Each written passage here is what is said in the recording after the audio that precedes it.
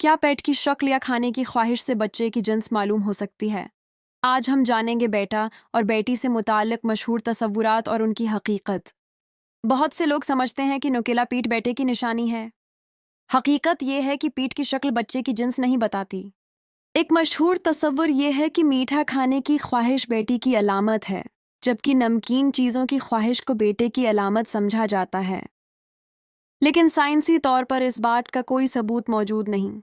बाज़ लोग कहते हैं कि शदीद मतली बेटी होने की निशानी है। मतली का ताल्लुक हार्मोन्स से हो सकता है, जिन्स से नहीं।